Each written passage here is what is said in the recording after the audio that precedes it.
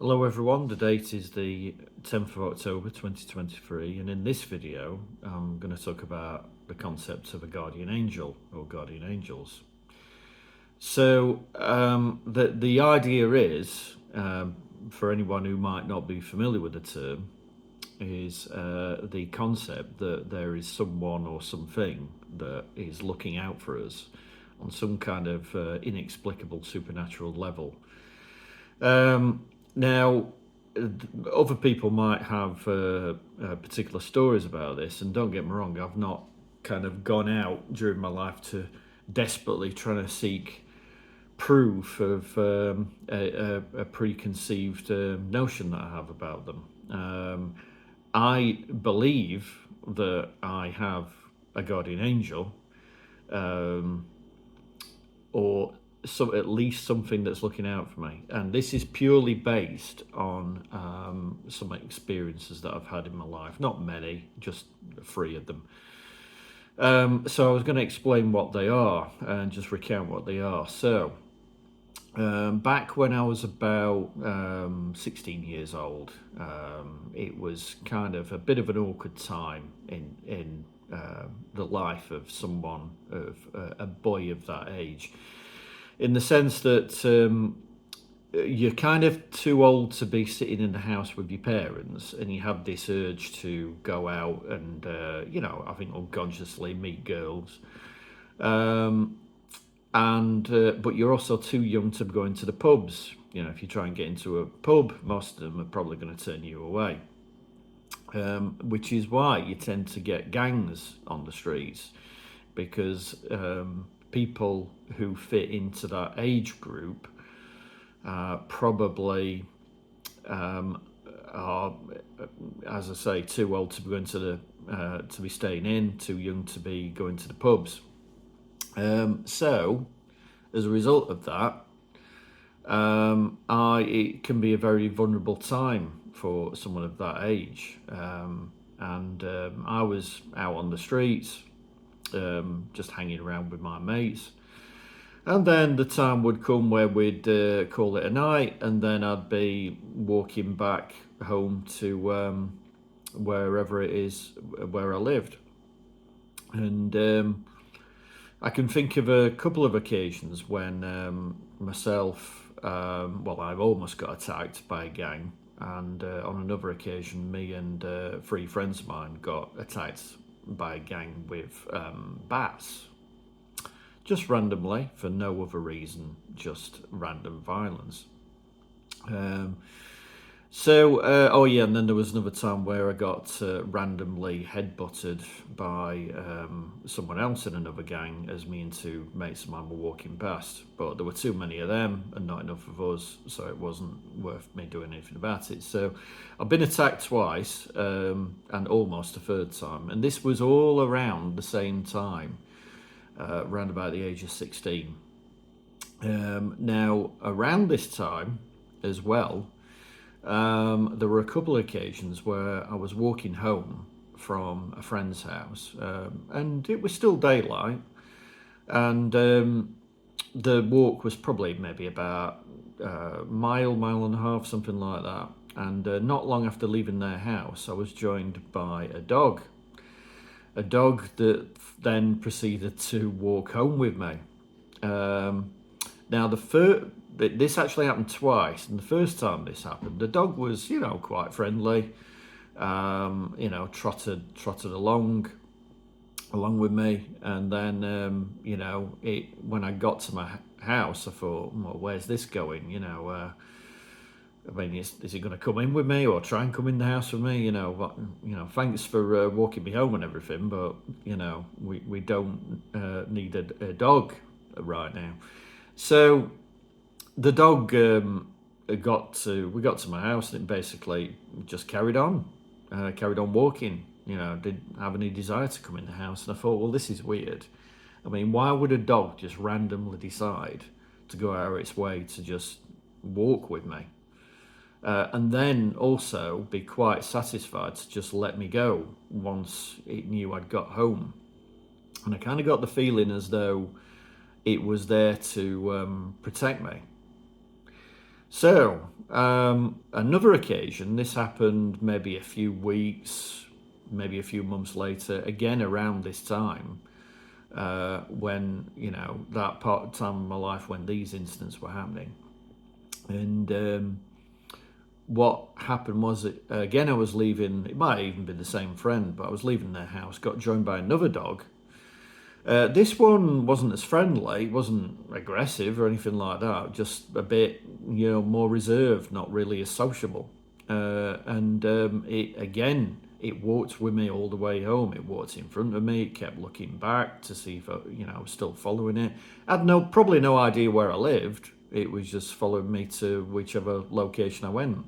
And it was walking, it wasn't even walking behind me. Both dogs weren't even walking behind me. If anything, they were walking in front, as if they were scouting for what dangers might be up ahead. So again, I get to my home, and I'm thinking, is this dog going to come in with me, or what's happening? So I opened the gate, walked down the passageway to the back door, and I remember seeing the dog's face. Now the dog just looked at me, stared at me, to make sure I got home safe, and then when it was satisfied I was, it just turned and walked away. No kind of sense of loss, worrying that it might not see me again. It was like it was doing a job. It was purely and simply doing a job, and that job was clearly to provide support, provide protection to me walking home. It was like it had been, in both cases, it was like that dog had been assigned by someone to do that. And I'm 50 years old now. I was 16 at the time. It's never happened since, never. And also, that I don't believe it was any coincidence that it happened during a time in my life when I was vulnerable, when I was out and about. Because those incidents that I talked about, where I got attacked, they, once I got past that age, I never had any further incidents like that following that. So there was definitely some kind of guardian angel at work there. Now, the other thing that happened, which made me believe that there is some guardian angel, was something that happened much more recently. This was about 5 years ago. And this was, well, what happened was, it was in relation to my car. Now, I got my car MOT'd every year, like everyone does, whose car's more than 3 years old. And the date of the MOT was September the 28th. So how it works is, you can get your car MOT'd within a month of that date when it's about to expire, and then preserve the anniversary of the MOT. The idea being that there's no inconvenience or interruption to you being able to drive the car. So, for example, if I got the car MOT'd on the 17th of September, then 17th of September, let's say 2023, then it would be valid until September the 28th, 2024. So, 1 year, like I said, this is going back about 5 years ago, I somehow got it into my head, which I'd never done before, that the date of the MOT expiry was August the 28th, not September the 28th. So I took it in, booked it in on August the 8th, got it MOT'd, got the certificate back, and then I was like, whoa, what's going on here? It expires on August the 8th next year. That's been done prematurely. And then I realised it wasn't their fault, it was my stupidity. Because I'd taken it in 6 weeks, 7 weeks too early, of course it had not fallen within that that month grace period when you can take it in and get it renewed until, preserve the anniversary. The new date was now the 8th of August because I'd done it prematurely. And where I got this idea in my head I have no idea.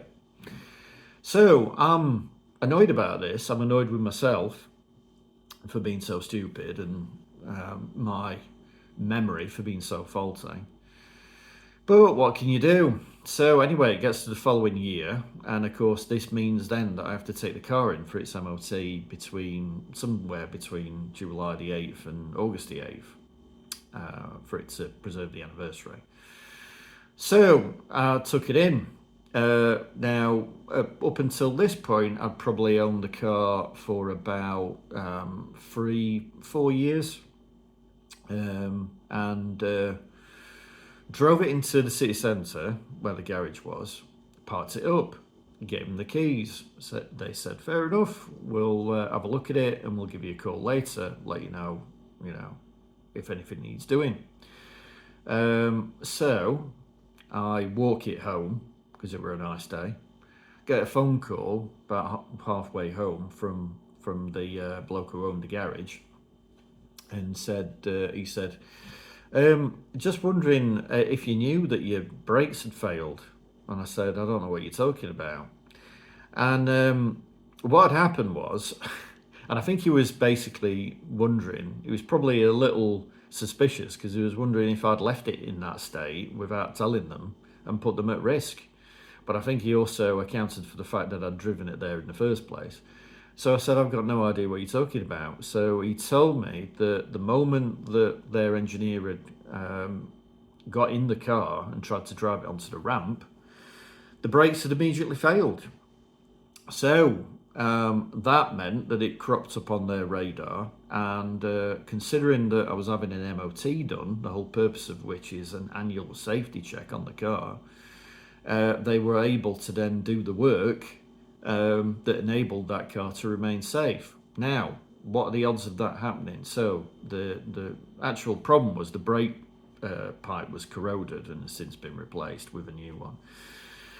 So again, what are the odds of that happening at that moment in time? So it could have well easily been the case that that brake pipe could have gone when I was setting off from home, and the car drifted into the garage opposite, and I might have got slightly injured. The car would have got slightly damaged at the very least. Or worst case scenario, I could have been driving on the motorway, tried to put the brakes on, and then got killed.